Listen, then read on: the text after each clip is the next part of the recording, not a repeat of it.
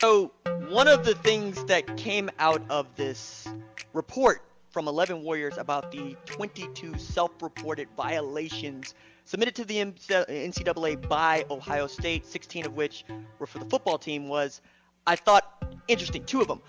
Both of the two things that I think are interesting are recruiting related. The first one is Micah Parsons. Now, for those of you that don't know Micah Parsons because, well, you live here and not in Harrisburg or State College, Pennsylvania, where the Penn State Nittany Lions play, you probably don't know much about Micah Parsons. Well, Micah Parsons is one of these guys that has been named to the Butkus Award watch list. He had 83 tackles last year. He's 6'3", 245. Everybody wanted this kid to play linebacker for them coming out of the 2018 class. He's that good. And yet, as a part of one of the punishments that Ohio State incurred, they agreed not to recruit Micah Parsons, who, by the way, was crystal ball to Ohio State almost immediately after decommitting the first time. So that was interesting because why would you say that I'm not going to recruit 5-star Micah Parsons after he took pictures, with College Game Day set members and analysts? Why?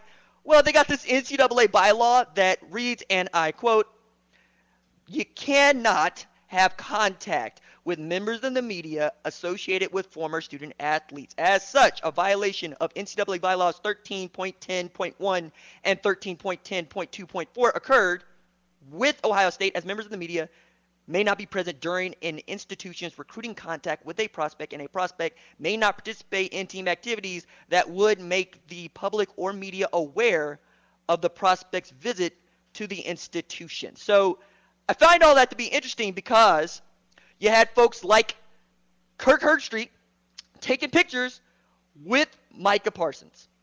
You had folks like Eddie George taking pictures with Micah Parsons. That's comical to me because that feels like one of the first things that you should be saying, no, Micah, get back over here. Get back over here. We know we got game day here, but you can't go over there because we want to be able to greet you here. Hey, wait, maybe let's introduce you to Kirk Herbstreit after you sign your national letter of intent. For which you said, no, we got this violation, and now we lost out on one of the best linebackers in the class. So that was one. The second one is that they can't really talk to an unnamed 2021 recruit because, well, Larry Johnson Sr. forgot that this particular kid was in the 2021 class and not the 2020 class. So he sent text messages to this kiddo before he should have sent text messages to this kiddo, which is another way of saying, yo, man, read the numbers. 21 is different than 20. Also, if you know the kid's name, you probably know what class he's in. I also think it's comical that Urban Meyer was forbidden to make recruiting phone calls from December 20th to December 26th, following him making 2 phone calls when you're only allowed to make 1 during the week of September 2017. I think that's comical. I also think that Urban Meyer was also retired by then, so it didn't matter. So that's just funny. But one more thing I found just utterly fascinating and funny about all of this was just how hands-off Ohio State decided to be when we had recruiting going on in February. And I'm going, all right, I'm in this game. I understand when kiddos are being contacted. I understand when kiddos are not being contacted. And it turns out they were serving out a punishment. So nobody from Ohio State was contacting recruits from February 6th to February 18th, which feels like a really big deal, right, Patrick? Because you got things going on like, I don't know, signing day? Mm-hmm. I just, like, the I want to say the 6th was signing day. Right. So it was from signing day after. Okay. Yeah. That's just funny because it's like everybody else is getting congratulatory phone calls, text messages, maybe something of the sort. And you're not going to hear word one from anybody from the Ohio State coaching staff. You're like, hey, are y'all happy that are y'all not happy that I signed with you? Because I thought you'd be happy. It's like, yeah. Well, we got ahead of our skis on this one. And, see, what had happened was we did this thing that we shouldn't have done. And we got these self-imposed punishments where we're just not going to do the thing that we were just doing because we don't want to get in any more trouble. Even as Ohio State got its own sexual assault scandal that nobody seemed to be talking about because it's related to men's gymnastics and not football or basketball. The timing also of these reports, and by the way, good work by 11 Warriors as a guy who does his fair share of open record request asking. They compiled all of these over just several months of just back and forth with compliance about, hey, give us these, give us that, everything you sent. And there's a way to ask for these things through email. There's a way to get the phone records, all of it. And that's excellent reporting. And it's really, really difficult to do.